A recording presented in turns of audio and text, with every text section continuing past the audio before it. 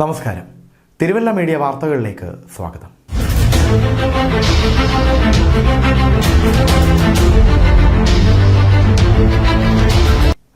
Pipe നന്നാക്കിയ ശേഷം ശരിയായി മൂടാതിരുന്ന കുഴിയിൽ വീണ കാൽനട യാത്രക്കാരിക്ക് പരിക്ക്. മല്ലപ്പള്ളി തിരുവല്ല റോഡിൽ സെൻട്രൽ ജംഗ്ഷന് സമീപമെടുത്ത കുഴിയിൽ വീണാണ് കാൽനട യാത്രക്കാരിയായ മല്ലപ്പള്ളി വെസ്റ്റ് സ്വദേശി സൗമ്യ എലിസബത്ത് ഷാജന് പരിക്കേറ്റത്. സ്വകാര്യ ബാങ്ക് ജീവനക്കാരിയായ സൗമ്യ റോഡ് വശത്തൂടെ നടന്നു പോകുമ്പോൾ കുഴിയിൽ വീഴുകയായിരുന്നു. മുഖത്ത് കാര്യമായി പരിക്കേറ്റതിനാൽ മല്ലപ്പള്ളിയിലെയും തിരുവല്ലയിലെയും സ്വകാര്യ ആശുപത്രികളിൽ ചികിത്സ തേടി.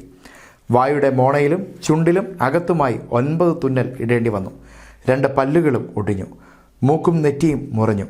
പൈപ്പിലെ തകരാർ പരിഹരിക്കുന്നതിന് ആഴ്ചകൾക്ക് മുൻപാണ് റോഡിൽ കുഴിയെടുത്തത്. നേരത്തെയും ചോർച്ചയുണ്ടായതിനെ തുടർന്ന് തൊട്ടടുത്ത് കുഴി എടുത്തിരുന്നു.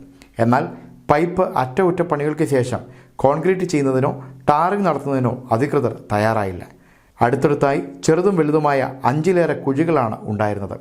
ശക്തമായ മഴയിൽ മണ്ണൊലിച്ചു പോയി കുഴിയുടെ വ്യാപ്തിയും വർദ്ധിച്ചിരുന്നു. അപകടം സംഭവിച്ചതറിഞ്ഞ് ഉച്ചയോടെ അധികൃതരെത്തി കുഴികൾ അടച്ചു. News desk, Thiruvalla media.